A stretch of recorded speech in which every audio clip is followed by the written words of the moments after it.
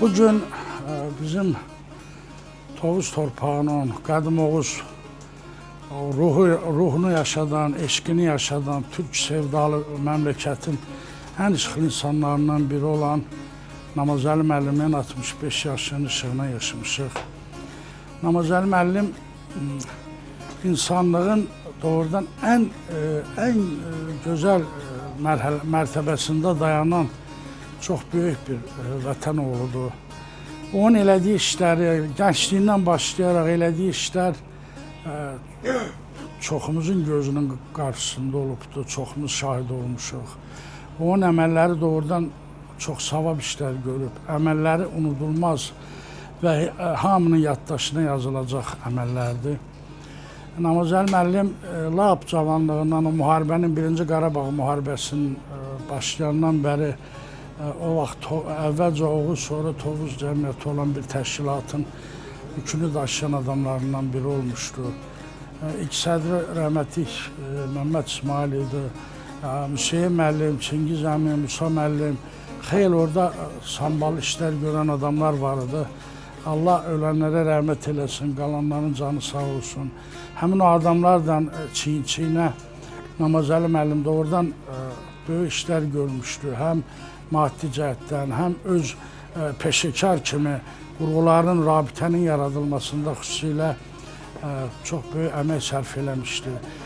1-ci Qarabağ savaşından sonra yenə hadisələrin qaynar nöqtələrində olurdu. Xüsusilə çox dəyərli, unudulmaz, böyük vətən qızı, millət vəkili mərhum Qəndə Paşayev ilə bir yerdə də böyük işlər görmüşdü. Yenə hər ay bizim əskər və zabitlərimizin qulluğunda dururdular, sərhədlərdə onlara baş çəkirdilər, onlara həm maddi, həm mənəvi dəstək verirdilər. Ondan sonra bilik yarışları keçirilirdi. Əvvəlcə kəndlərdə onların qalibləri, şagirdlər gəlirdi rayonda, əməlli başlı bilik olimpiyadalarına qatılırdılar və həmin tədbirlərdə mütləq özü də Namazəli mən bildiyim qədər iştirak eləyirdi. Həm də jüridə, münsiflərdə iştirak eləyirdi. Onlara o devr üçün söhbət 2000-ci illərin əvvəlindən gedir. O vaxtda hər adamın kompüterə əli də çatmırdı. Qaliblərə kompüter verilirdi, müxtəlif hədiyyələr verilirdi. Və çox yaxşı ki, sonradan həmin o qalib olan uşaqlar bugün Azərbaycanda böyük vəzifələr tuturlar, müəyyən görevlərdə çalışırlar və onlar da həmişə minnətdarlıqla xatırlayırlar Namazəli müəllim bu xeyirxah işlərini. Namazəli müəllim fəaliyyətində ən ciddi işlərdən biri də onun kitabları olan sevgisidir. Özü dəqiq bilmir, mən hesabladım 30-dan çox artıq kitaba sponsorluq eləyib, 30-dan artıq kitab. Və bu kitabların hər biri də çox samballı adamlar haqqındadır. Böyük aşıqlarımız, Mikayıl Əzaflı ilə bağlı. Mikayıl Əzaflının ən böyük kitabına 800 səhifəyə yaxın, qalın bir kitabını, Qoca Əzaflıyam kitabına böyük tirajla, nəfis tərtibatlı buraxdırıb. Əzaflının 100 illiyi ilə bağlı ayrı bir kitab buraxdırıb. Aşıq Nəcəf Əlmərdanlı, Xəyət Mirzə, çox gözəl bir şair olub, kənddə yaşayan Əmiri şenliyində Fətəlaloğlu. Onun 2 kitabını buraxdırıb. Əli Hündoğlu'nun, Elxan Zal, məsələn, Azərbaycan çox istedadlı, çox böyük bir şairdir. Onun 2 kitabını buraxdırıb. Yəni, bu saymaqdan qurtarmaq olmaz. Bu kitabda indi Namazəli müəllim təbii ki, hər cür təqdirə, hər cür tərifə layiq adamdır. Amma düşündük ki, bu qədər kitaba sevgisi olan və bu qədər kitablara ışıq üzü görməsinə vəsilə olan bir adam haqqında da bir kitab olsun. Kitab qalan şeydir, həmişə qalır kitab. Nə yaxşı ki, onu çətinlikdən də olsa, biraz tələsik də olsa başa gətirə bildik. Mənə hər kəs götürəcək. Burada əksər adamların orada yazıları da var. Çünki Namazəli mənim adı çəkilən kimi hər kəs böyük sevgi ilə şeir yazır, şairlər şeir yazdı. xatirələr yazan xatirələrini yazdı. Ümumiyyətlə, yəni bu sevgi var Namazəli müəllimdə. Namazəli müəllim mübarək olsun, təbrik edirik. Burada indi hər kəs öz könül sözünü, ürək sözünü deyəcək, sizi təbrik edəcəklər. Mən birinci olaraq istəyirəm Azərbaycanın ən böyük işlər görmüş qeyri-hökumət təşkilatlarından biri olan Dədə Ələsgər Ocağının təmsilçisi canım gözüm mənim Xətai Ələsgəriyə söz verim. Mən də bütün təbriklərə qoşuluram Namazəli müəllim. Allah sizi var eləsin. Həqiqətən də belə deyim də kitabı sevən, sazı sevən, əsl xalqını, millətini sevən şəxs olur. Çünki kitaba dəyər vermək hər adama da nəsib olmur. Sizin gördüyünüz işlər doğrudan da göz qarşısındadır. Həmişə haqqınızda çox eşitmişəm. Bu doğrudan çox sevindirici haldır. Yəni sizin kimi layiqli evlatların çox olması bizim xalqımızın bir çox işlərinə elə bil ki, belə deyim də əl tutur, yarayır. Biz də təbii ki, qeyri-hökumət təşkilatıyıq. Bizim də məsələn işlərimizdə müəyyən iş adamları köməklik göstərirlər. Onların sayəsində bir çox işləri həyata keçirdirik. Yəni siz də eyni belə deyim də onlarla birlikdə bu işləri aparırsınız. Bu bizi çox sevindirir. Mən sizə uzun ömür arzulayıram. Ən əsası canınız sağlam olsun. Və qismət olsun, növbəti yubiley yaşlarınızı Göyçəmizdə, Dərələyəzimizdə, o torpaqlarda qeyd edək. Göyçənin ətrafında qəşəng bir çadır quraq, Göyçə balığından götürək, orada qəşəng ad günü keçirdək sizə. Sizi bir daha təbrik edirəm. Bəyəklərim Ehtiram mənim də qeyd elədi. Biz də Dədə Ələsgər adına bir ən ali mükafat təsis eləmişik. Onda iş adamlarına, müəyyən bu işdə xüsusilə zəhməti keçən adamlara vaxtı çatdıqca təqdim edirik. Xüsusilə gözləyirik ki, yubiley yaşları olsun ki, onu təqdim edək. Sizin gördüyünüz işlərə görə belə bir fəxri diplomla sizi təltif edirik yenə. Yəni siz doğrudan da böyük işlər görürsünüz, sağ olun.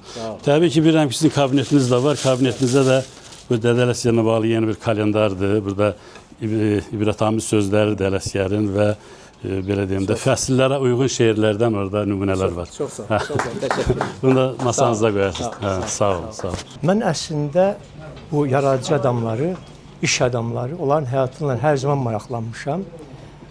Həmişə istəmişəm ki, insanların nəyə qulluq etdiyini, nə yola qulluq etdiyini öyrənim, bilim, yadımda saxlayım. Ehtiram haqqınızda gözəl, geniş bir məlumat verdi. Həm də bir şey dedi ki, siz 30'a qədər və daha çox kitaba sponsorluq edibsiniz. Və eyni zamanda mən bilirəm, Məmməd İsmailin sağlığında və onun son günlərində ona da sizin yəqin əməyiniz keçir, hər kəs kimi. Məmməd İsmail ədəbi birliyini biz yaradanda düşündü ki, bu təkcə ədəbiyyat adamlarına deyil, bu təkcə tovuzlara deyil, bu iş adamına da verilə bilər, yaradıcı hər bir kəsə, heykəltaraşa verilə bilər, rəssama verilə bilər, bilirsinizmi? Harda insanın ruhu varsa, harda səsə, harda saza, harda kitaba məhəbbət varsa, Məmməd İsmail həmişə orada olubdur. Məmməd İsmail varlığı ilə türkdür. Məmməd İsmail yeganə şairdir Azərbaycan üzrə ki, daha çox tərcümə olunub və Məmməd İsmail öz çamadanında Azərbaycanı sərhəd gəzdirib. Azərbaycana görə Məmməd İsmaili az tanıdılar. Amma Məmməd İsmailə görə Azərbaycanı çox tanıtdılar, tanıtıra bildilər. Və Məmməd İsmail eyni zamanda sizi mənə tanıtdı. Və sizin haqqınızda onun müsbət sözləri oldu, müsbət fikirləri oldu. Və mən çox xoşhalam ki, ədəbi birliyin ikinci təqdimatı sizinlə bağlı olacaq. Birincisi əvvəlcə olmuşdu, bu ikincidir. Və inanın, böyük şərəflə, böyük sevgi ilə, böyük vüqarla mən bunu sizi təbrik edəcəm. Çünki siz bu işə sadəcə deyim, layiqsiniz və layiqlərdən layiqsiniz. Çünki 30 kitaba sponsorluq edən adam kitabdan çox nəyi də sevirsə desək, bu düzgün olmaz. Siz sözün müdafiəçisiniz və biz də Məmməd İsmail adına dərnək olaraq bizim, bayaq Xətai müəllim dedi, bizim ən yüksək hədiyyəmiz Məmməd İsmail ödülüdür, fəxri ödülü deyirik. Bu ödül eyni formatda olur, eyni formatda hazırlanır və bu ödülümüz belə bir ödüldür, belə görünür, bu cür görünür. Məmməd İsmail ödülü və biz sizə bunu təqdim edirik. Bunu sizə təqdim edirik, buyurun. Sonra, bayaq Xətai müəllim dedi ki, bu ödülün, mükafatın yəni şəxsiyyətçi də olur. Bizdə elə deyil. Bizdə bilirsinizmi? Bizdə biraz bizim belə deyək, o ödülün təsdiqləyicisi əlavə bir fəxri qramata olur və orada yazılır ki, yəni o hər kəsdə ola bilsin, nə cürsə ola bilər, amma bu möhürlə təsdiq olunmuş təsdiqdir və onun əlavəsidir. İkisi bir yerdə təsdiq edir ki, siz bu adalayıq, siz təbrik edirəm. Yaşayın çox, çalışın çox yaşayın ki, çox gənc şairlərimiz var, aşıqlarımız var. Hamısı sizdən yenə də müdafiə gözləyirlər. Həmişə yanınızda olmaqlarını istəyirlər. Təbrik edirəm. Sağ ol. Sağ ol. O kitaba bir göz atanda da sizi hətta yaxından tanımayan insanlar da bir daha şahid olur ki, sizin həyatınızı daha çox nəyə həsr eləmisiniz, nəyə layiq bilmisiniz. Əslində layiqli ömrü, əlbəttə ömrü Allah verir, amma onu necə istifadə eləməyi bəndənin özünə, ərəblər demiş ki, faili muxtar olaraq bəndənin özünə həvalə olunduğuna görə siz özünüzə nəyə layiq bilmisiniz? Xeyirxahlığı, el-ova qayğıkeşliyini, Azərbaycana, Türk dünyasına könül verməyi. Buna görə sizin ömrünüzü təbrik edirəm. Yubileyiniz Tovuzun plaka nömrəsini 5 ədəd, necə deyərlər, o tərəfə keçir. İnşallah daha uzaqlara keçsin. Mən bu 5-in Tovuzun ha tərəfinə keçdiyini müəyyənləşdirməyə çalışdım ki, Qazax tərəfdimi, Gədəbəy tərəfdimi, Şəmkir tərəfdimi. Mən fikirləşdim ki, bu o şəkildə cərəyan eləmir. Bu, necə deyərlər, yuxarıya doğru artımdır. O sufilərdə bir piramida var, bilirsiniz, şəriət, təriqət, mərifət, həqiqət. Siz həqiqətə ermiş, o yolda olan, daha doğrusu ziyalılarımızdan birisiniz. Sizi ürəkdən təbrik etməkdən çox şad olduğumu bildirirəm. Sizə öncədən o təbrikin mətni çatmışdı. İndi mən şəxsən təqdim edəcəm, ancaq ondan öncə də xahiş edərdim ki, belə bir mütəvazi hədiyyəni də bizdən qəbul edəsiniz. İçində amanalı var, onu da deyim. Bunu da xahiş edəsəm qəbul edərsiniz. Mən nə deyə bilərəm Namazalı bəy haqqında? Namazalı əzimkar bir insandır. Türksevər bir insandır. Yəni bizim sevdiyimiz bir oğlandır. Bütün lazım olan yerlərdə imkanın daxilində dəstək verən adamdır. Ona görə də böyük hörmətlə mən bugünkü tədbirdə iştirak eləməkdən fəxr eləyirəm, səni təbrik eləyirəm. İnşallah daha yüksək ad günləri olsun. Hamınızı təbrik edirəm, sağ olun. Təqdim elə. Bu aşıq, bu Amazel'də var da, başqalarının. Hamısına verəcəm. Bu aşıqların Vaqif Gərazadənin aranjman eləmişik, aşıq mahnılarını. Qəzənfər müəllimin təbrikini sizə çatdırıram. Dedi, valla ayaqlarım sözümə baxmır. Həm də viski vura bilirəm. Dedim, viskini göndərirəm, şofirdən vurarsan evdə. Sizi təbrik elədi, dedi, mənim çox üzr hesab eləsin. Gələ bilmirəm. İkinci, Məhərrəm Qasımlı xaricdədir. Məhərrəm müəllim də öz təbriklərini mənə dedi, çatdırım sizə. Ağsaqqallarımız adından, Ağsaqqallar Şurası adından. Musa müəllim də bəxsi təbrik elədi. Mən də cəmiyyətimizin qalan üzvləri ilə bir yerdə bir minlərlə bizim tərəfdaşımız var vaxtilə. İnşallah özün şahid olursan. Şənlibeldən, Qurtdərəsindən, nə bilim Qurtlar düzündən, Qoşadan, Qaralardan bəri hamımız bir-bir, Muncuqludan bəri bir-bir gəzmişik o vətənə, o elə xidmət eləmişik. Sizlə bərabər, siz də bizlə bərabər. Bu gün nə yaxşı ki, bu 65-ə gəlib çatıbsan, biz də 65-deyək, 70-deyək. Səni təbrik eləyirəm cəmiyyətimizin adından. Elədiyin, gördüyün işlərin hamısını bizim Tovuz rayonuna halal elə, halal olsun. Biz də sizi təbrik edirik. Balalarla, nəvələrlə, ailələrlə, qohum əqrəbələrlə xoşbəxt olasan. Təbrik edirik. Sağ ol. Medalların sayı çoxalsın. Bir çox sahələrdə göstərdiyi xidmətə görə rayonumuzun ictimai həyatında həmişə yaxından iştirakını şükür Allah'ımız çox yaxşı bilirsiniz. Və qeyd elədilər 30-a yaxın, 30 dənə kitab çap elətdirib. Bu kitablar hər biri doğrudan da dəyərli adamların yaddaşlarda qalması üçün böyük əhəmiyyət kəsb eləmiş kitablardır. Allah canını sağ eləsin. Və bundan başqa deməli bizdə mən uzun illər bilirsiniz Turan Futbol Klubu yaradandan sonra rəhbərlik eləmişəm. Çalışmışıq ki, Tovuzumuzun ən nətər deyirlər, qabaqcıl qabiliyyətimiz çatan sahə bizdə əslində belə hesab eləmişik ki, əslində mən hesab eləmiş futboldur, bir də ki, aşıq sənətidir. Bu aşıq sənətini şükür Allah, Namazalı müəllim həddindən çox xidmət göstəribdir, kömək eləyibdir. Mən isə diqqətimi yönəltmişəm əsas futbola və mən dəfələrlə çox şad olmuşam ki, Namazalı müəllim, burada olan yoldaşlar da bəziləri çox sağ olsunlar. Başqa sahələrə göstərdikləri xidmətdən başqa futbola da həmişə çalışdılar, xidmət göstəriblər. Ayrı-ayrı vaxtlarda köməklər. Eyni zamanda Namazalı müəllimlə futbola qarşı olan yaxın münasibətini mən həmişə hiss eləmişəm. Yaxından kömək eləyir. Futbolçularımızın bəzisinin yeri gələndə, ümumiyyətlə çətinliklər olan vaxt maliyyə cəhətindən köməklər eləyibdir. Mən arzu eləyərdim ki, rayonumuzun belə sayılan, seçilən oğlanların sayı çox olsun. Və bu günləri tam Turan Sevərlər adından, Turan Futbol Klubu adından, Hərsəndə Turan Futbol Klubu'nun bu günləri gözəl bir başkanı var. Yəqin ki, hamınızın bəli tanıyırsınız.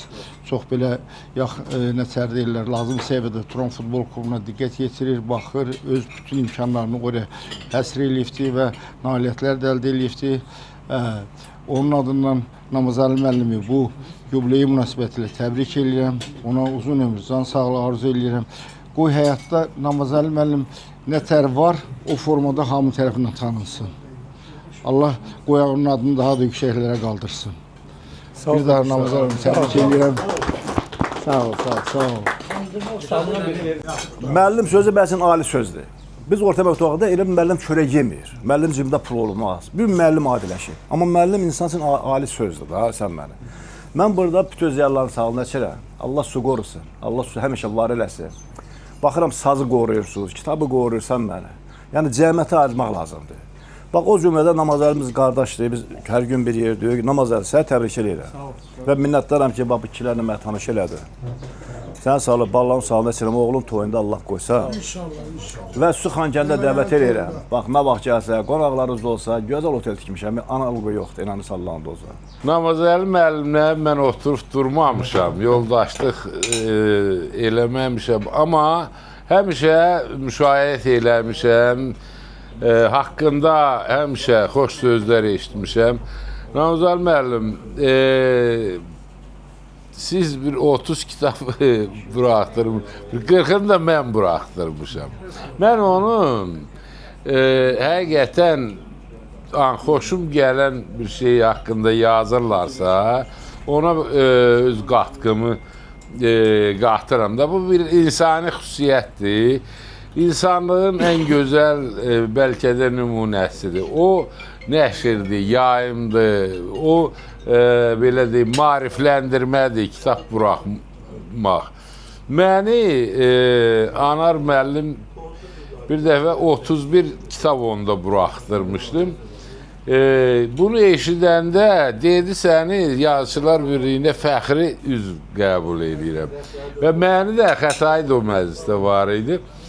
Bizi, indi mən Yazıçılar Birliyinin fəxri üzvüyəm. O kitab buraxdırdığıma görə. İndi bilmirəm siz üzvüsünüz. Həqiqətən elə məni özü Anar müəllimin eləyəndə o yaxşı yaddaşı var. Otdu xeyli qəzər, şeir o deyir, mən deyirəm. Axırda məni dedi, sən elə Yazıçılar Birliyinin fəxri üzvü elədi, sağ olsun. Allah sizi qorusun. Əlbəttə bir ömürdür, hamımız bəlli bir periyoddur, gəlib keçirik. Orada insanlıq kim o nətər deyirlər, tökür aşına, çıxır qarşısına da. Onu sizdən görürəm. Çox nümunəvi, gözəl bir insansınız. Mən sizin burada məclisinizdə iştirak eləməkdən fəxr edirəm, sevinirəm və bilsəniz ki, nə təhlükədir, o da haif ki, gedəcəyim yer əksəriyyətini tanıyıram da kəhçilərimizdir. Amma burada daha maraqlı adamlar var, burada saz var, sənətkarlar var. Qardaş, sizi ad günü münasibəti ilə təbrik edirəm. 100 il yaşayasınız, 105 il yaşayasınız. Öpürəm sizi. Siz Toyuzun Qırmızı Qızıl kitabına çoxdan düşübsünüz. Amma məsələ burasındadır ki, yavaş-yavaş bəlli olur ki, o Toyuzun sınırlarını da aşıbsınız. Azərbaycanda sizi tanıyırlar. Və hətta görürsünüz, Azərbaycanın incə məmləkətində də sizi tanıyırlar. Və sevirlər. və sevirlər dəlicəsinə. Bilirsiniz, o insan mən bir dostum var idi, Hakim Məhrəmov, Allah ona rəhmət eləsin. Deyir, ömrü Allah verirsən, adını qoru. Çox yaş kəlamdır.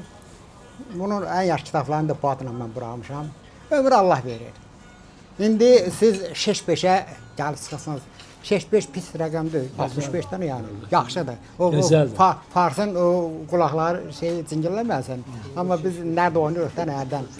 Eləsi var, 6-5 deyir, eləsi də var, 6-5 deyir. Fərq eləməz. 65-iniz mübarək olsun. Sizin qazandığınız bu ad, bu hörmət, boş-boşuna deyil ki. Bundan ötürü gərək yaşayasan. Bundan ötürü gərək o canı, o cəfanı basasan, insanlara yaxşılıq eləyəsən. Ondan ötürü gərək bir özünü düşünəndə 5 qonşunu, ətrafını, millətini düşünəsən. Bu da Allahın lütfüdür. Hamı istəyər ki, hörmətli olsun. Hamı istəyər ki, tarixin adamı olsun. Hamı istəyər ki, öz bölgəsində, elində, obasında sevinsin. Amma bunu hamı qazana bilərmi? Yox. Bundan ötürü Allahın seçilmişləridir. Bundan ötürü ayrı bir həyatdır, ayrı bir tərcümə halda, ayrı bir ömürlükdür. Onu da Allah sizə bəxş edib.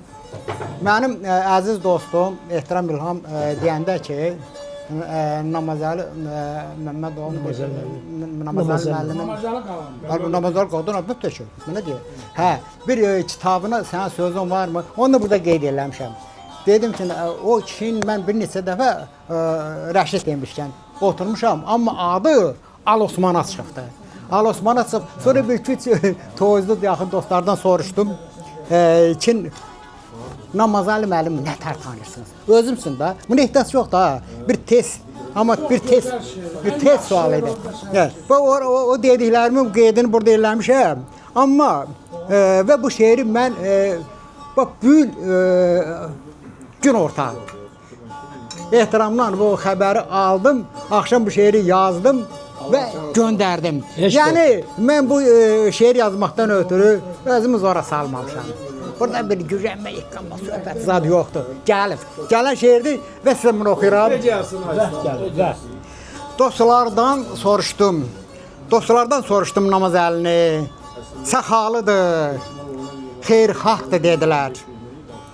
Öndə gedən Tovuzlular içində var öz yeri, var öz taxtı dedilər. Halal iş qur, arxasınca get deyir. Etməlini zamanında et deyir. Yaxşılıqla adamlara etdiyi, yaxşılıq da adamlara etdiyi, yamanlıqdan çox uzaqdır dedilər.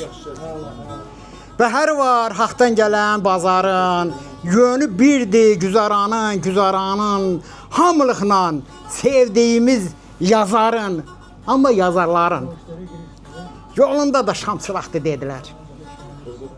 Düz adamla düz dolan, düz otur ki, bil həyatda uduzur kim, udur kim.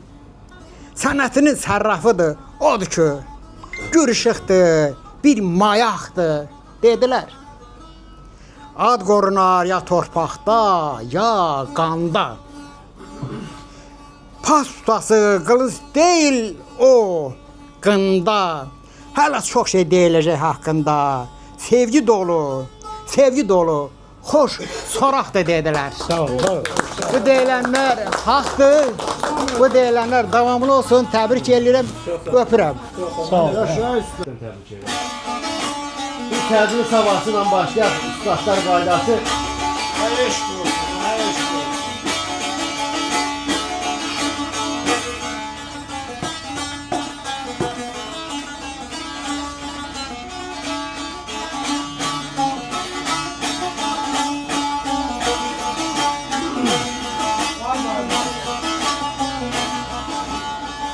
Gel böyle arif olan ey bir o düşüp ey canıma verdif dönder ve yağa beni. Elə qaşıq deyər ayağa, yetişdi adam ayağa. Minlər xəstəsi canım yar gəldi qalx ayağa. Elə ağa olan ey qulunu salmaz nəzərdən, salma nəzərindən ayağa məni.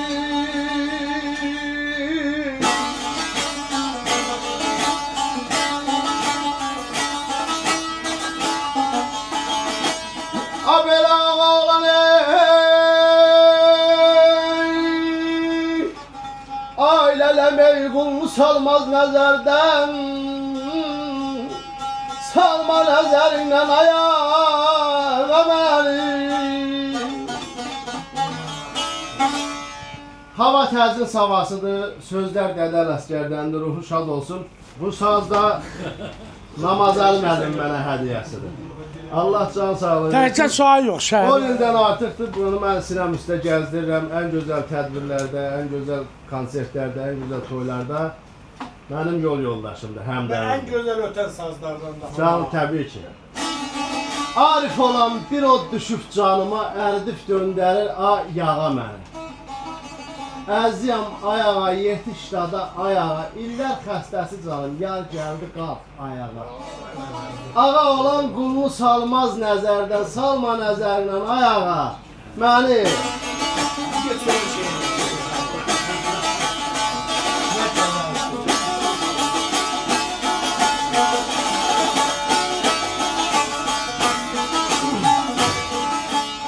Gel belə mənim yarım ey yaşı geyb incidir, gümüş kəmər incə beldə incidir. Elə qaşıq deyər incidir, inci mərcan incidir, yaman övlad bəd qonşu qohum qardaş incidir. Elə xəstə düşdüm ey bu dərd mənim incidir, tut dəstimdən qaldır ayağa məni.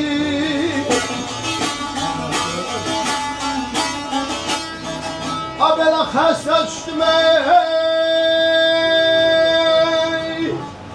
alələm ey bu dərd məni incidir,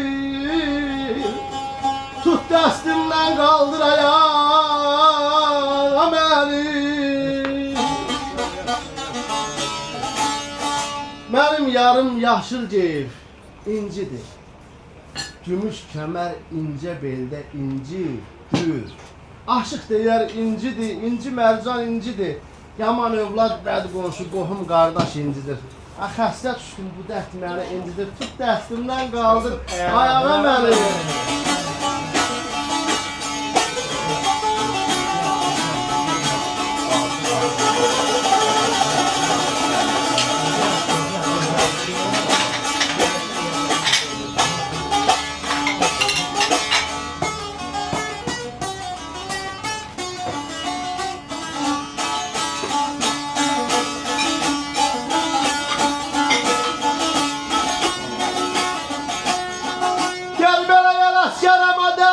Meydada geldi bu diyar, bayguların meskendi bu diyar. Ele gaziyan budur, yar gül bəsləyən budur, yar canımı sadağa verirəm, qəbuldusa budur.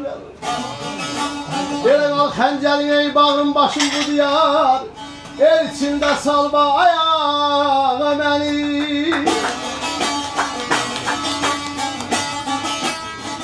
Habera qal xəncərin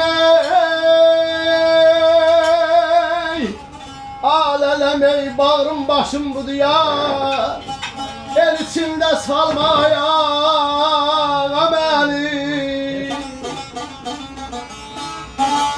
Ələsgərəm dada gəldi budur yar, bayquların məskənidir bu diyar, aşıq deyər budur yar, gül bəsləyən budur yar. Canımı sadağa verirəm, qəbuldursa budur yar. Al xəncəri bağrım başım budur yar, el içində salma ayağa məni. Sada rəhmət sizə sağ olun. İş adamları çoxdur. Ancaq mədəniyyətə qiymət vermək, kitaba qiymət vermək, təhsilə qiymət vermək hər adamın işi deyil. Tanıyırıq da. Siz həm gözəl iş adamısınız, həm də gözəl ziyalısınız, gözəl insansınız. Allah sizə can sağlığı versin. Həmişə belə xeyirxahlığınızda davam eləyəsiniz. Əsas odur ki, canınız sağ olsun, bu işlərdə davam eləsin. Sağ olun, öpürəm sizi, sağ olun. Dünyada ən qiymətli şey torpaqdır. Yəni, torpaq olmasa vətən də olmaz, dövlət də olmaz, ölkə də olmaz. Və Tovuzlular üçün də torpağın xüsusi önəmi var. Biz düşmənin üstünə torpaq uğrunda gedən insanlarıq. Yəni, bunu Azərbaycan tarixində də hopdur, özləri yalın şəkildə. O bozqurtları çox vaxt misal çəkirlər, deyir, niyə biz bozqurdu bir simvol kimi götürdük? Bir əlamət də odur ki, o həmişə təhlükənin üstünə gedir. Digərləri təhlükə görəndə uzaqlaşırlar. Biz də aprel hadisələrində, ondan sonra da 20-ci il hadisələrindən əvvəl də Tovuzda bunu gördük. Amma torpaqdan da qiymətli bir şey var dünyada, bu da insandır. İnsan olmasa o torpaq nə vətən ola bilər, nə ölkə ola bilər, nə də bir qiyməti olar. Onu şərəfləndirən, qiymətə mindirən də insandır. Və bugün də Tovuzu qiymətləndirən hesab edirəm bir torpaq kimi, bir məmləkət kimi o torpağın üzərində yaşayan insanlardır. Hansı ki, bu insanların bir çoxu artıq Tovuzun sərhədlərini çoxdan açıblar. Respublikaya səs salıblar. Bəziləri artıq Respublikanın da sərhədlərini açıblar, bütün dünyaya səs salıblar. Yəni, bizim məmləkətdə belə insanlar çıxıb. Belə nəzər salanda görürsən ki, bütün peşə sahibləri var. Bizim üçün saza, sözə hörmət və vurğunu olan, ruhu onunla köklənən bir insanlar kimi baxırlar. Əslində ruhumuz onunla yoğrulub. Yəni, hər bir evdə başqa bölgələrdən də danışırlar ki, Tovuza girsən hər bir evdə saz çıxır. Çala bilən də bu sazı evində saxlayır, ifa eləyə bilməyən də saxlayır. Bu hörmətdir, bu ruhun yoğrulmasıdır. Və çox yaxşıdır ki, şeirdən, sənətdən başqa ən müxtəlif və ən çətin peşə sahibləri də varımızdır. Futbolun nümayəndəsi. Tovuz futbolu etiraf eləmək lazımdır ki, Azərbaycan futbolunun köküdür. Yəni, bu belli olub. Yəni, bunu futbol tarixi də deyir və bizim canlı əfsanəmiz burada. Bizim ziyalılarımız var, hüquqşünaslarımız var, alimlərimiz var. Və eyni zamanda ən çətin sahə olan və bugün dünyada hər kəsin qarşısında baş əyən mühəndislərimiz var. Onlardan biri burada getdi, Musa müəllimdir. Digəri Namazəli müəllimdir. Mühəndis olmaq asan deyil. Və dünyada hörmət doğuran bir peşədir və bildiyim qədər tərəqqi medalından da təltif olunub. Yəni, prezidentin bir şəxsə ki, bir tərəqqi medalı təltif eləyir, bu o deməkdir ki, doğulduğu boya başa çatdığı torpağı açıb artıq ölkə miqyasında tanınmış bir şəxsdir. Bir də ki, siz bilirsiniz də, yad bir məmləkətdə qəbul olunmağa nə var ki? Və bundan da çətini bilirsiniz nədir? Evin içində qəbul olunmaq. Mən gördüm qardaşı, oğlu, bacıları, övladları necə vəsf edirlər. O Şeyx Şamil necə deyirdi? Deyirdi, niyə böyük oldun bu qədər Şeyx Şamil? Deyirdi, birinci evin içində qəbul olundu. Bax, böyüklük orada başlayır. Biz bunu Namazəli müəllimdə görürük, həqiqətən də. Və Azərbaycanda hamı, hər kəs, belə deyək ki, bir-birini qınıyır. Deyir ki, bu qədər çətinlik var, bu qədər bir şey var. Necə çıxaq, hərə bir şey deyir. Bu Sokratın gözəl bir ifadəsi var. Deyir, qaranlığı lənətləməkdənsə dur bir şam yandır. Bax, şam yandıran kişidir. Bayaq dediniz özünüz, 30 kitabı artıq sponsorluq edib. Təkcə kitabı dediniz, amma mən Namazəli müəllimlə belə şəxsi ünsiyyətim o qədər olmayıb, amma biz bir elin oğluyuq və o informasiya mənə çatıb. Nə qədər insanların əlindən tutub. Bax, şamı yandırmağı məncə həm də onunla bağlıdır. Yəni, onun, o dahinin ifadəsini məncə əməlində yerinə yetirən bir adamdır və Konfutsiyin bir sözü də var, deyir, insanın ən böyük böyüklüyü, qiyməti onun humanizmidir. Namazəli müəllim haqqında biz humanist bir insan kimi də danışırıq. Çünki bilirsiniz, var dövlət toplayıb üstündə oturmağa nə var ki, hamı bacarır. Amma böyüklük onu paylamaqdır, paylaşmaqdır və bu kişi onu da bacarır. Mən təbii ki, sizə bir ömür, yaş təyin eləyə bilmərəm, bu Allahın işidir. Həm də ki, birinə deyirlər ki, mən sənə 100 yaş arzulayıram. Deyirsən kimsən ki, mənə 100 yaş arzulayırsan, mən 120 yaşayacam bəlkə. Ürəyiz istəyən yaş arzulayıram, əziz insan. Və əsas odur ki, bu yaşı sağlıqla yaşayın və eyni zamanda bu fəaliyyətinizi bundan sonra da davam elətdirin. Sizin şərəfinizə. Sağ olun. Sağ olun. Sağ olun. Çok güzel. Var ol, var ol, var ol. Mükemmel bir İlyas İsmailov'un davamçısı. program. Zakir Zeynalov'un davamçısı.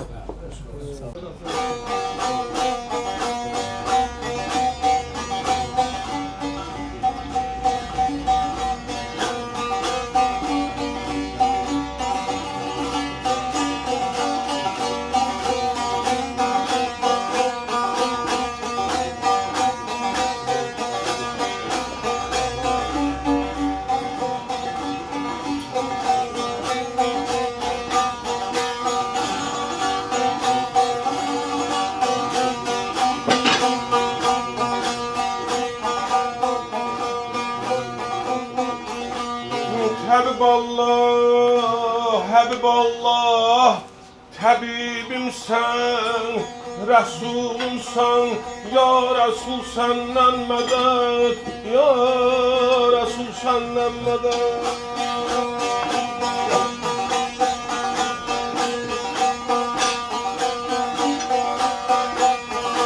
Sirat sual qabaqdadır, nə damaqdır dünyada, kəlmə-i şəhadət lazım, ölən vaxtı dünyada.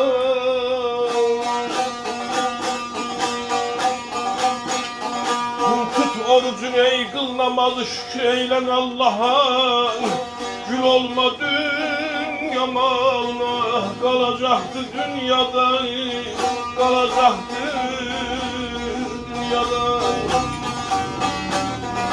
Gül olman ey dünya malına, qalacaktın ey dünyada. Dəhnem gedir, suqur bey dəhnem gedir. Dünya güzel dünya, işinden zəhləm gedir.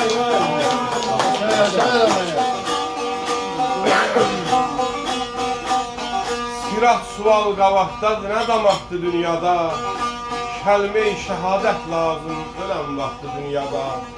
Tut orucu, qıl namazı, şükür eylə Allaha, gül olma dünya malına, qalacaqdır dünyada. Yalan deyib qeybət etmə, irəhmin gəlsin canına. Öz-özünə fəxirlənib uyma şövkət şanına. Əzrail əlində çəngəl gələcəkdir yanına.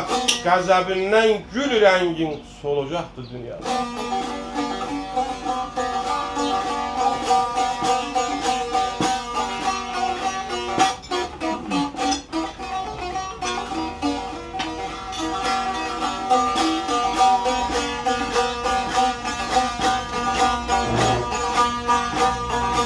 Şehitlikdə heyecan sürüttüm, hər gün ustad olmadım. Nəfs öldürdüm, düz dolandım, dostumdan yaz olmadım. Əl-əskərə meydan ağladım, ölünce şad olmadım. Dostlarımla fələh mənə qara baxdı dünyadan. Dostlarımla ey fələh mənə qara baxdı dünyada.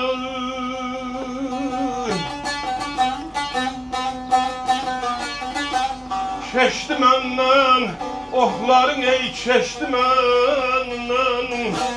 Məhdlərə körpüm oldum, naməhdlər keçdi məndən ey. Şəhidlikdə can çürütdüm, hərgiz ustad olmadım.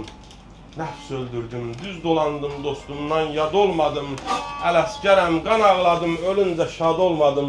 Dostlarımla fələh mənə qara baxdı dünyada. Əl-əskər babayanlar rəhmət eləsin. Nə belə bu qoca dünyanın, bu qoca dünyanın ey yoxdur vəfası. Gah boşanıb, gahdan dolan görmüş, dolan görmüşəm, dolan görmüşəm. Qızıl gül açılıb ey bərqərar olmayasın. Xəzan vurub birdən, dolan görmüşəm.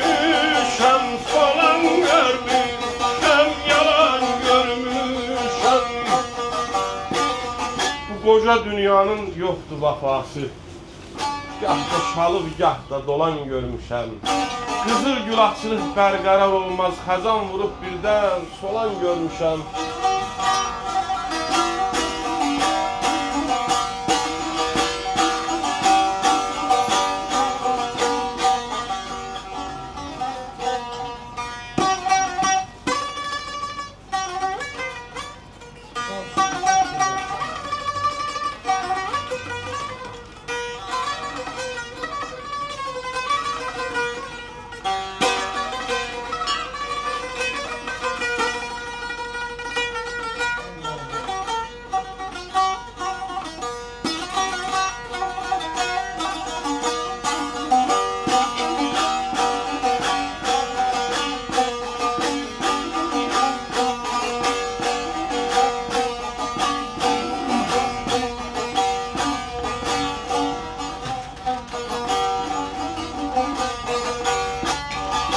Belə cahanın ey gülünü bir kimsə dərməz.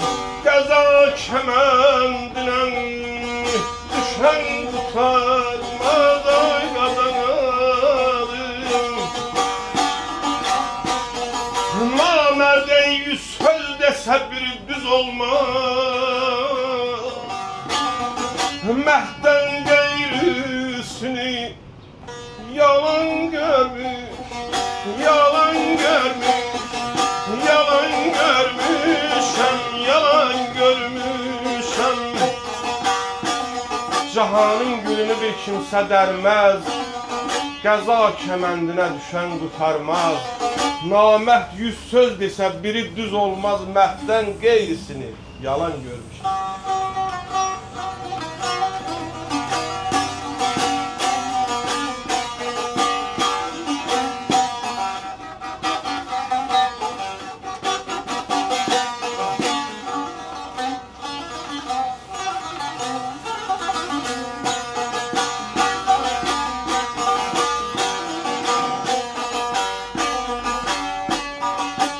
Belən aşıq Hüseyneyi haqqa verdi güşünü.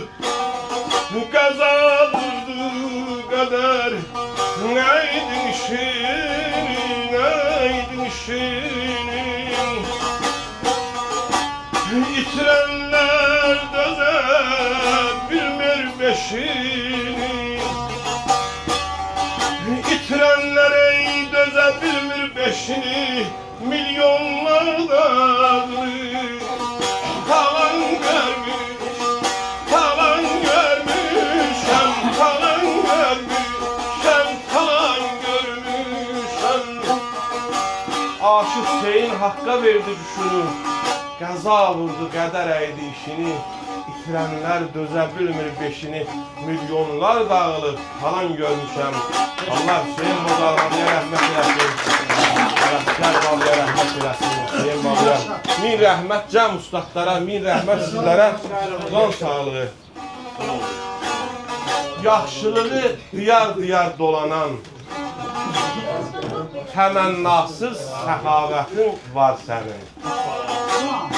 Bu millətə, bu torpağa, bu elə candan artıq məhəbbətin var sənin.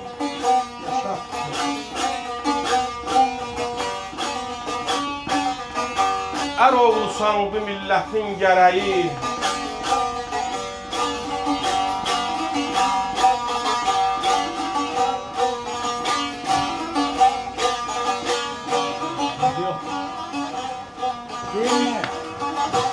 Deyilən gəlsin.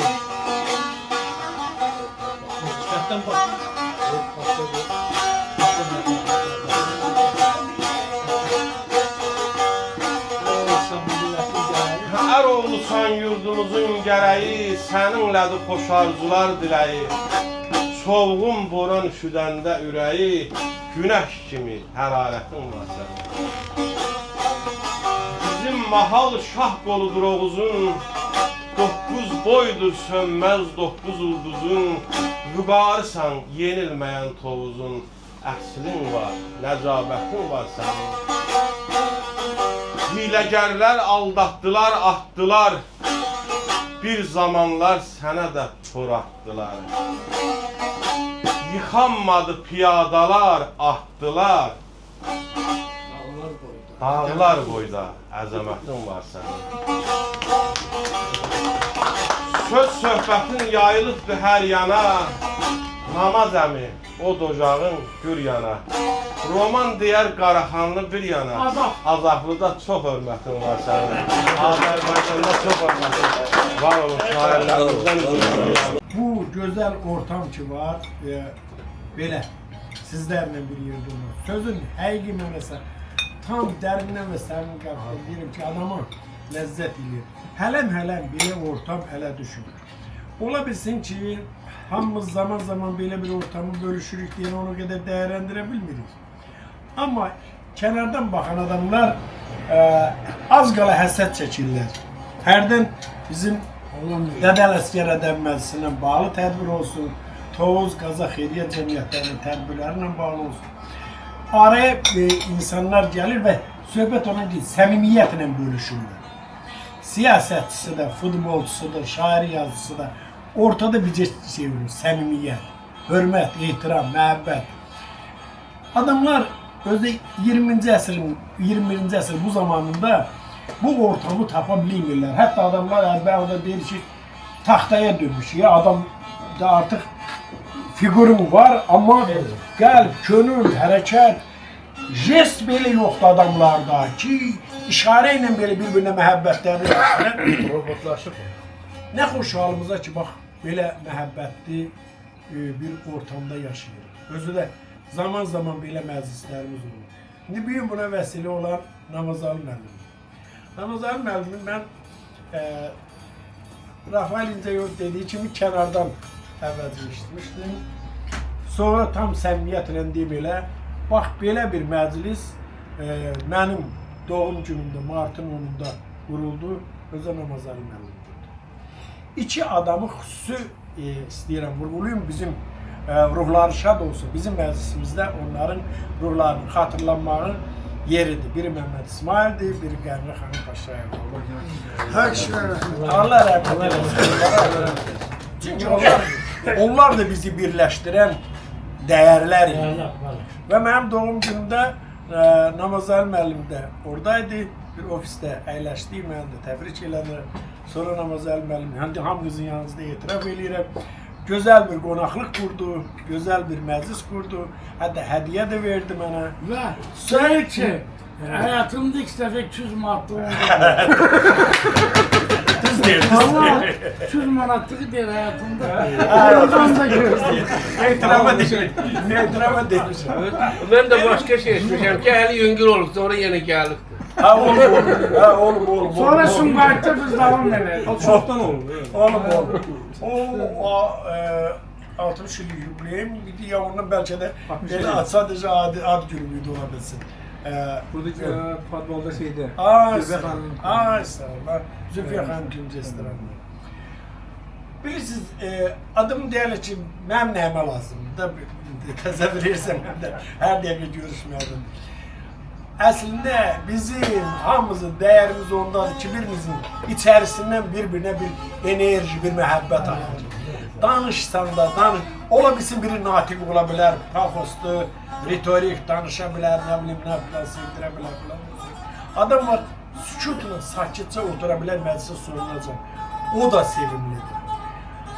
İndi bizim öz ellərimizi, ovalarımızı ayrıca tərifləyib deyəcəklər ki, niyə belə edirsiniz? Amma bu bir həqiqətdir da, neyiniyək? Yəni, onsuz da Eldovada bir məsələ var. Bir adam bir uğuru, bir şey olanlar deyirlər ki, suyundandır, torpağındandır. Deyirlər də bu da bizim daha uzun keçmişdən gələn əhlərimiz də var ki, gəlib dədələrimizdə, babalarımızdan bizə bu çıxıbdır. Bir dəfə çox vaxtlarım Məhəmməd İsmail'e telefon açmışam. Məhəmməd əmi. Deyirəm əmi, Toyuzdasanmı, Bakıdasanmı? Ay nə dedin, nə niyə eşitmədim? Deyirəm Toyuzdasan, Bakıdasanmı? Ay yaxşı yer düyən, deyən görüm bir dedi, deyirəm Toyuzdasan, Bakıdasanmı? Axırda deyir ki, özüm səni danışdırırdı. Son vaxtlar deyir, Tovuz deyir. Toyuz deyən eşitmədim. Ama Tovuz değil. toy istəyəndə ləzzət eləmir. Ona görə istədim ki, bir iki üç dəfə darmadan sənin bu səsini eşidim. Dağlar Bir də Namazəl müəllim sözünü həqiqətən mən tozu tanımamışam da. Nə deyirəm? Qazağa gedib avtobusla tozun içindən ağır gedib bəri gəlmişim. Bunun dağı var, dərəsi var, heç şeyinə xabarım yoxdur. Təzdən bir dəfə əsriyə gedəndən sonra, qardaş, bu başqa bir şey. Qandallara gedəndən sonra ümumiyyətlə dedim ki, bu dünyanın İsveç'ine suzalı bunun yanında yalan imiş. İndi talihe, efendim, sen mübarek bir torpaqda dünyaya gelmek bəxş ediyorsun da. Bunu sen seçmeyipsən, sen talihin seçildin. Ne hoş talihine ki, memleketimizin elə bir bucağında, elə bir ocağında dünyaya gelipsən ki, sinen sazla süslenir, içerim sözle süslenir. Mühendissin, ben de mühendisim. Teknik üniversiteti bitirmişim. Dersen ben elə bilirler ki, filologum falansan, talihim edebiyatla bağlı olduğuna deyim gibi. Benim təlimim çok güzel sözdədir mühendisliğine bağlı. Hərdən oradan özüme de pay götürürdüm. Sakitçe burada oturup çünkü ben de iktisatçı mühendisim. Ama o sənətin, istenilen sənət, aşıq, eğer özünü o sənətə həsr eləməsə, o sənət ona heç nə verməz. İstenilen sənət deyir. İstenilen sənət deyir. Deyir özün bana həsr edip, ben sana şan şöhret veririm, pul para veririm, var dövlet, her şey veririm. Sənəti anlatmak mümkün değil. Sənət, sənətdir. Ona göre de özü sənətə həsr eləyən aşıqların da, mühendislerin de, şairin, yazıcının da hamısının hürməti, ehtiramı olur. Sənəti anlatmak mümkün değil.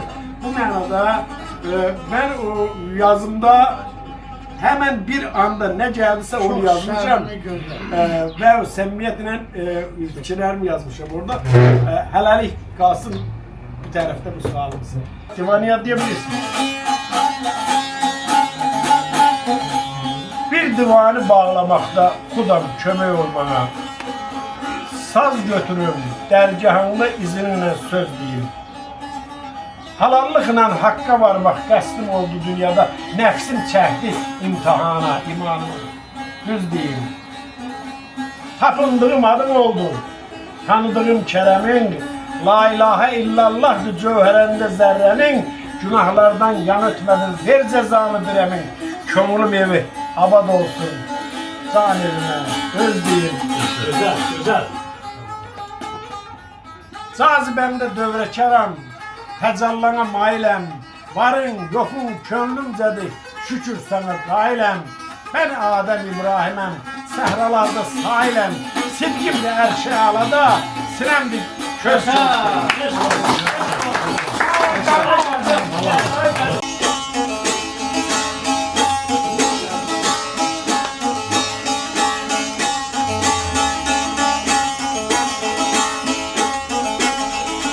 Aşk söyle götür telli sazını. Min cavablı bir sualdan danışaq.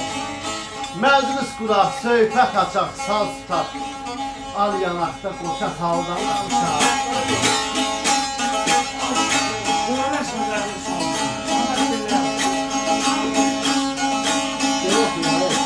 Qoy söz alın bir günahsız dodaqdan.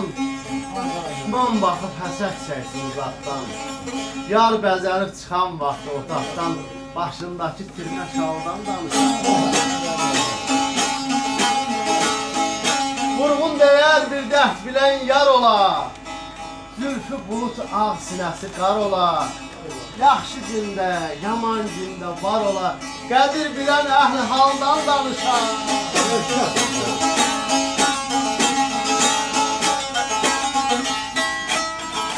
Gel azalan ey, üstünden kar vay yerime.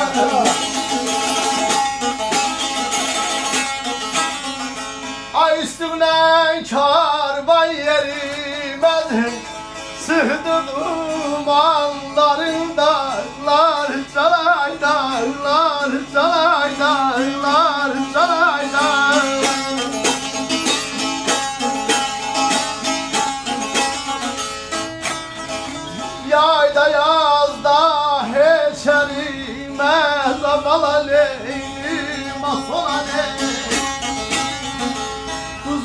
dağlarda, qarın dağlar, dağlar, dağlar, bizim dağlar, bizim dağlar, dağlar, dağlar. Üstümden karvan yerimez, sırt dumanların dağlar. Yayda, yazda heç ərimez, buz oylarda qarın dağlar.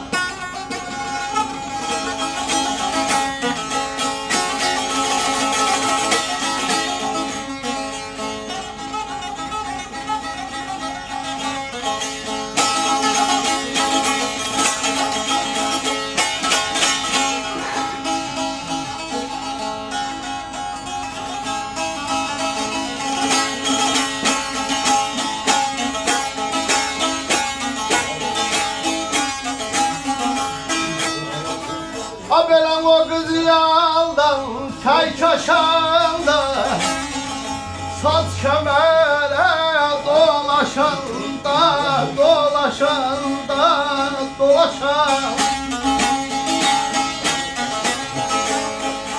Ahdan düşüp yol çaşan, olaydım zevarın dağlar, dağlar, dağlar, bizim dağlar, bizim dağlar, çalay dağlar, göz yaldan. O kız yaldan tek aşamda, saç kemere dolaşanda. Ahdan düşüp yol çaşanda, olaydım zevvarın dağlar. Yaşa.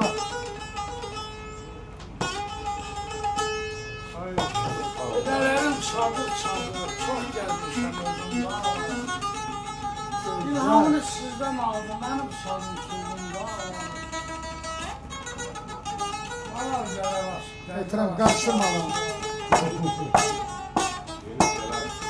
Ben buna bir sen bakıyorsun. Gözün yolda soğuk.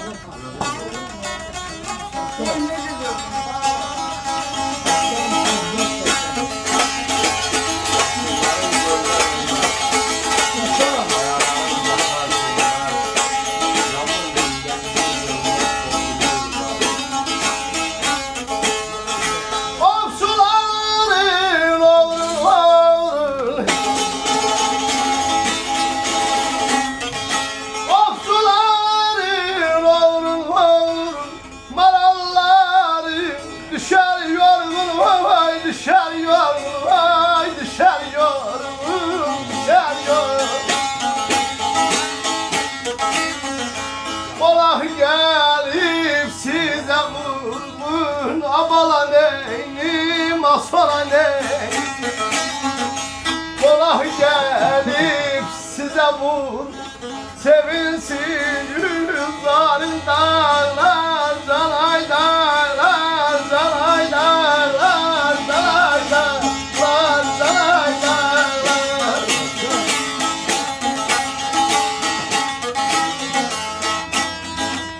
Ofçuların gezer oğrum, maralların düşer yorgun. Konah gelip size vurgun, sevinsin cüzdarın dağlar.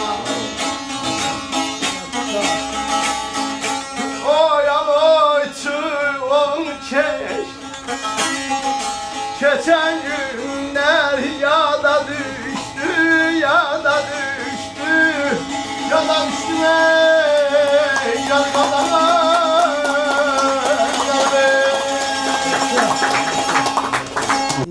Hamımızın burada əyləşən yoldaşların hamısını ürəkdən deyirəm ki, Hüseyn müəllim ayrı bir kişi idi.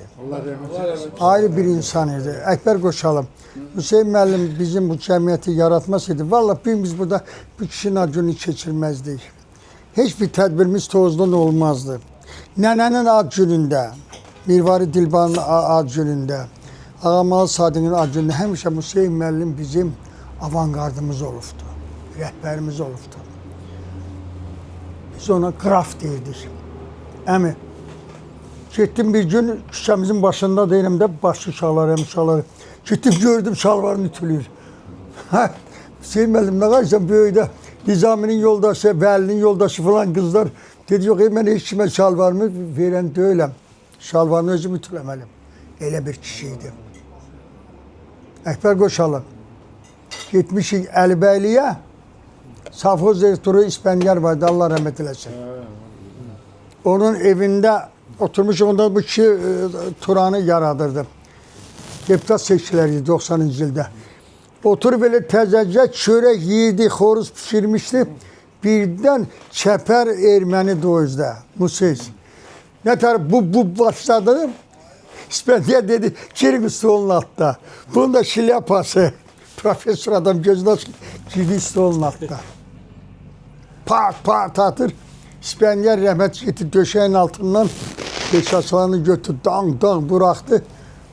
Neyse ermənilər getdi, çıxdıq. Bax, Hüseyin müəllim o çətinliklərdə, o boyda axsaqqallığından bizlə Etibarın atasının evində, Zöhrabın o dağlarda, Çoxanəbidə, Muncuqluda, hər yerdə o kişi öyle bir günən Allah'a and olsun.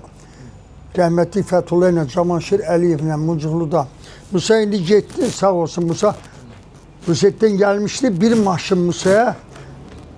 Hüseyin müəllim produktu yüklətdi. Onda da videolar yox idi həmin qadın almışsa. Musa'nın əlində bir balaca video var idi. O Muncuqluda falan da bizim hamımızın avantgardı Hüseyin müəllim idi. Ona hamımız Allah'tan rəhmət diləyək. Mən də siz böyüklərin dediyi təbriklərə qoşulam. Namazar müəllim, Namazar müəllim təbrik edirəm. Namazar müəllim mənim qohumumdur. Mən çox şadam ki, belə ağsaqqalım var. El oba üçün, millətimiz üçün dəyərli insandır. Namazar müəllimlə mən bir məclisə getmişdik. Oturmuşdu, çox böyük vəzifəli şəxslər oturmuşdu. Onların içindən biri durdu, gəldi Namazar müəllimlə oturdu, söhbətlə dedi. Mən o hadisənin şahidiyəm. Dedi, bizim oğlu Amerikada oxuyurdu onun o vaxtı. Dedi, bir dönəm yarandı, pulum olmadı, uşağı qaytarıb gətirirdim. Siz dəstək durdunuz. Dedi, vallahi tanıya bilmədim. Dedi, çox böyük dəstək durdunuz. Uşağın təhsilini orada davam elətdirdiniz. Həmən uşaq da Amerikada, bu dəqiqə prokuraturada işləyir, rəhbər vəzifədə işləyir. Yəni, mən çox qürur duydum orada ki, belə bir ağsaqqalın yanındayam, belə bir insanın yanındayam. Bu insandan çox insanlıq örgəndi mən bu neçə illərdə. Namazarım, sağ ol. Həmişə var olasınız. Mən fəxr edirəm. Sizlə fəxr edirəm. Sağ olun. Uca dağların başı da qarılar deyib ustadların.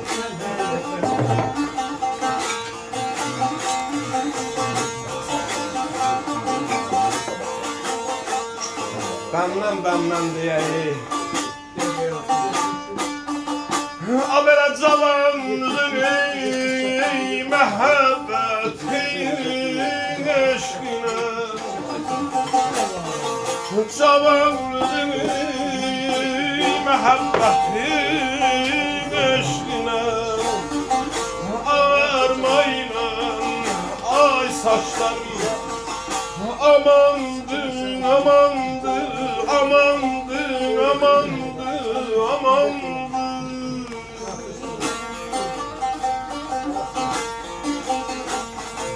Ahdı peyman ey, düzü darının eşqinə. Ahdı peyman, düzü darının eşqinə. Ağarmayla, ay saçlarım, amandır, bel olmaz. Ay zalim, ay zalim, ay zalim, bel olmaz. Ağarma.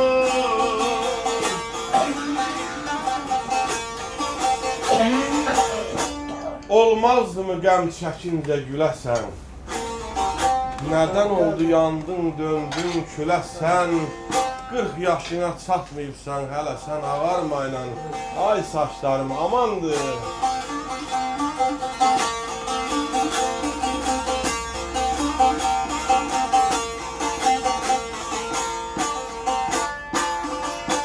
Baş titriyərək, can uçunar üzlər ağlar.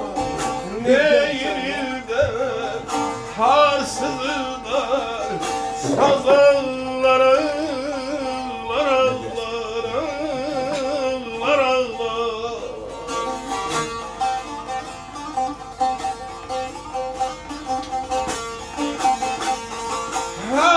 həsrət ey, baxar, baxar yaralı. Həsrət, həsrət, baxar, baxar yaralı. Armaylan, ay saçlarım, amandın, amandın, amandın, amandın, ağarma.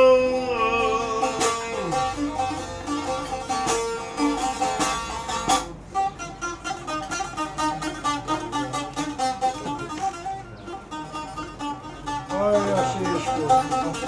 Evet.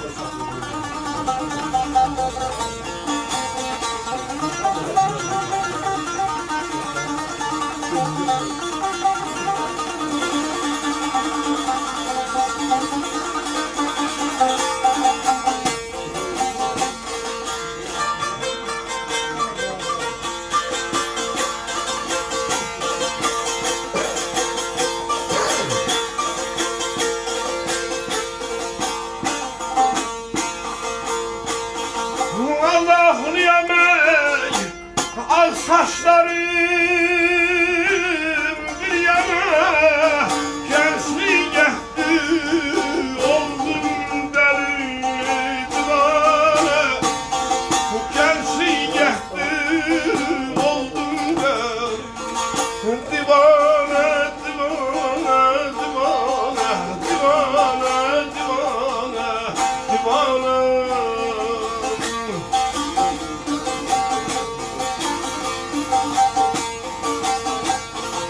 Diyecekler ey, dözemedi zindana. Diyecekler ey, dözemedi zindana. Ağarmayla, ay saçlarım, amandı, amandı, amandı, amandı, amandı.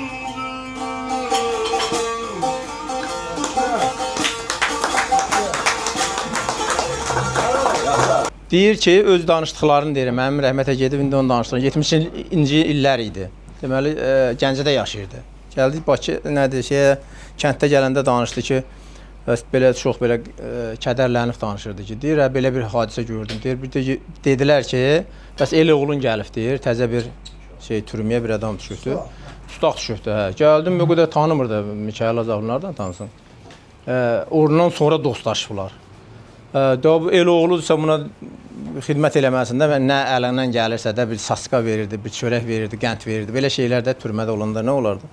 Deyir, sabahı gəldim, deyir, qapını açdım, deyir, qapqara saçı var idi, şəvə kimi, deyir, Səməd oğluna. Bir gecənin içində, deyir, saçının ağardığını və canını o görmüşdü. Demədim, deyir, heç özünə. 2008-ci bir dəfə televizorda çəkiliş vaxtı, orada da danışmışam.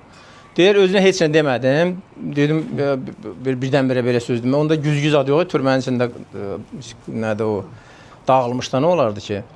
Deyir, bir həftədən sonra gördüm, deyir, köyrəlmiş, dedik, bəs mənə niyə demədin, bəs mənim saçım ağarıb. Ondan sonra həmin şeyi ağar, mənim saçlarım amandır. Deyəcəklər, dözənmədi zindana. O zindandır, bəzi yerdə başqa cür oxuyurlar, hecran deyirlər, amma zindandır, zindandır.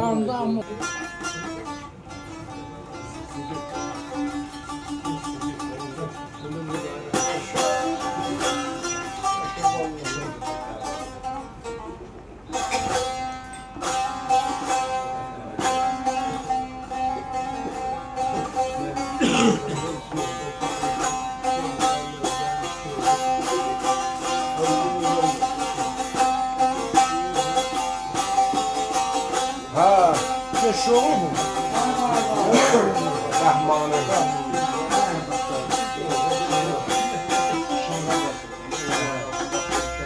Muca muca ey dağ başında, dağ başında.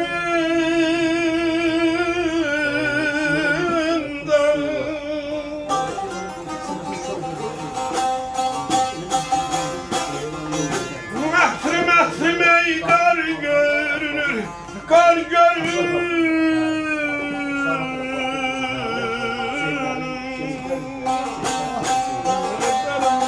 Mənim ey bu sınır gönlüma, ala gözlü yar görünür, yar görünür. Ben neyim? Elə dedim oydu gedəm, gözlərim gördüm oydu gedəm. Elə dedi gözlərim kör hadrel, görürdüm oydu gedəm. Oğlanım.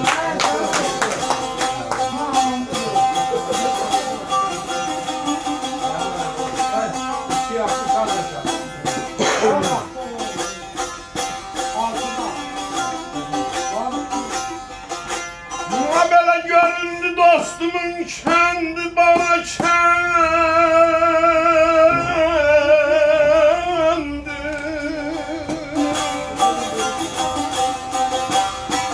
Şekerden ey şirindi kendi bana kendi.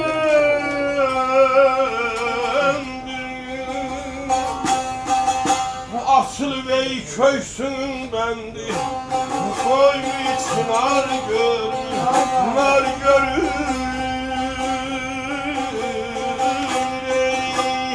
Güle sence dad elimden, dad elimden.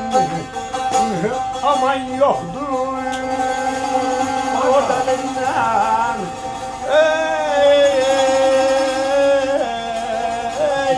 Felek aman vereydi, aleydim, aleydim seni ya deli. Orası var oğlum. Beni geçsek Kabe edeceğim bana. Yok bana gelecek. Kabe edeceğim onu.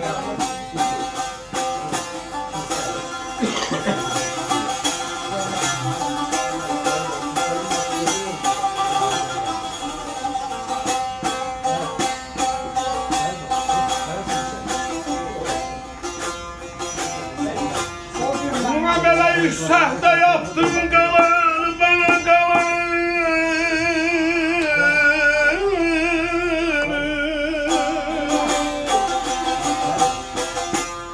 Uçan arzular sonar bana sonar.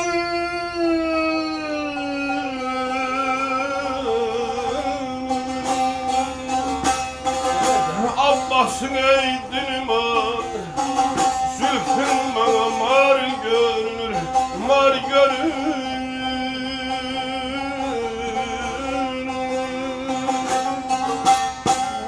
Hele dedi kar elinden, kar elinden. Aman geldi yaralı.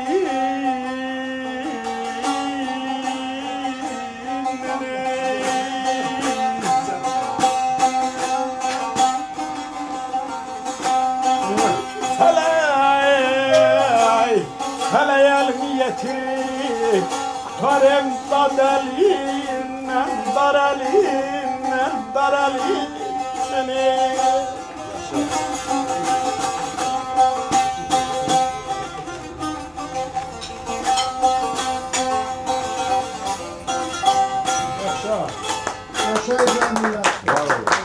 Bilirsinizmi, Namazəl müəllim, bugün biz, şəxsən mən, Namazəl müəllim haqqında danışmıram.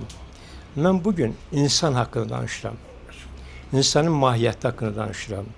İnsanın dəyəri haqqında danışıram. İnsan əxlaq və mərifət olaraq kimdir? Bu haqqda danışıram. Namazəl müəllim bir obrazdır, bir surətdir, bir varlıqdır, bir reallıqdır. Mən elə belə də qəbul edirəm. Yəni Namazəl müəllim bugün Tovuz deyil. Namazəl müəllim heç Qazax da deyil. Namazəl müəllim Azərbaycandır. Sərhədlər aşaraq dünyada insandır. Ümumi dünya insanıdır. İnsanın üzərinə düşən dəyərlər nədirsə, həmin şeylərin rakusundan baxıram. Kim Ramizi unutmuşdu ki? Kim Nəsri Əhməd unutmuşdu ki? Kim Vurğun Eyübü unutmuşdu ki? Kim Elman Tovuzu unutmuşdu ki? Kim Azəri unutmuşdu ki? Kim Məmməd Siman unutmuşdu ki? Yada salsın. Heç kim unutmadı. Heç yada salmaq lazım deyil. Belə kəs, hamısı oradadırlar, içindədirlər. Mən Məmməd İsmailin ədəb birliyini yaratdım. Dostlar bilirlər, hər kəs bilmir. Mən kimin işi xod gedəndə İbrahim Laslı, onun yanında olmuram. Allah işinavan diləsin, özünü dəlidir. Çətinə düşəndə, xəstələndə, ağırlığa düşəndə yanında oluram. Və vallah billah yanında oluram. Çalışıram ki, gücüm çatan bir kömək edim və edirəm də. Bundan sonra da Allah Taala bilmirəm mənə 1 ilmi, 5 ilmi ömür verəcək. Bilin, eşidin ömrümü mən Tovuzuma, xalqıma, elmə həsr edəcəm. Nə bacarsam o şeyləri maddi və mənəvi imkanlarımla başım və bədənimin imkan verdiyi hər bir şey edəcəm. Mən 67 yaşım var. Bir vaxt deyirdilər ki, ağsaqqallar belə deyirdilər. İndi gördüm ki, ağsaqqal mənəm. Bugün ağsaqqal mənəm. Bugün, yəni mən də bu söz deyirəm. Deyəcəm ki, mən gözümü açandan nəyi gördüm? Tovuz tədbirləri deyirsiniz. Tovuzların görüşlərini keçirməni deyirsiniz. Mənim yadıma gələn, ağlım kəsən bildiyim, huşum bildiyi odur ki, əgər ehtiram ilham olmasaydı, mən bu cəmiyyətdə ola bilsin ki, təqdim olunmayacaqdım. Ehtiram ilham olmasaydı, mən ola bilsin ki, çox insanları tanımayacaqdım. Təqdim etdi, hamını hamını bir-birinə təqdim etdi və inandırıram sizi, insan o qədər sadədir ki, bax, haqqında söz deyəndə ən sakit halda edə biləcəyi bax budur. Çölə çıxır, insan abırlıdır, insan həyalıdır, utancaqdır. Və bir də bir şey deyəcəm, Ramazan, inanın, mən çox sevindim ki, sizin bugünkü yubileyə Tovuzun yüzdə olan tanınmış insanlar gəldi. Bunlar 100, 200, 300, 500 ola bilərdilər. Amma siz ehtiram belə təqdim etdi, belə olsun, amma bir adam da mənim dostum Nazim Aslan deyirlər. Nazim Bozalğanda, Nazim müəllim, bilmirəm, tanıyırsınız, tanımırsınız, sokardadır, bilmirəm. Çox istədim, bugün o da burada olsun, mənim dostum, qardaşım yaxşı olandır. Həm də o da Tovuzlara can yandırandır. İstəyirəm ki, Tovuzlularımızın bir tədbiri olanda, qardaşım, birinci mənə ərk edin, deyin, maddi və mənəvi imkanlarını istifadə edin. Bütün tədbirlərə qoşun mən, istəməsəm döyə-döyə qoşun. Gələcəm, könüllü gələcəm. Könüllü gələcəm, əmin olun. Valla qəbul, inanın deyəm, belə, hər birinizi mən çox istəyirəm. İnandırım siz, Namazəli müəllim haqqında bugün sözlər deyiləndə, mən elə bir insanlar məni tərifləyirlər. Elə bir də mənə deyirlər, deyir, nə gözəl.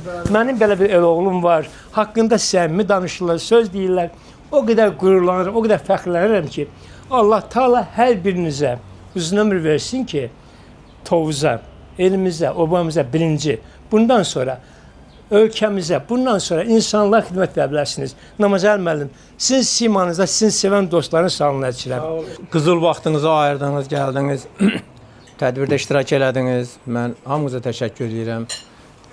Bu medallar, bu fəxri adlar, təşəkkürlər mənim üçün çox qiymətlidir. Mən özümü çox xoşbəxt edirəm və 65 illik yaşadığım deməli hədər getməyibdir.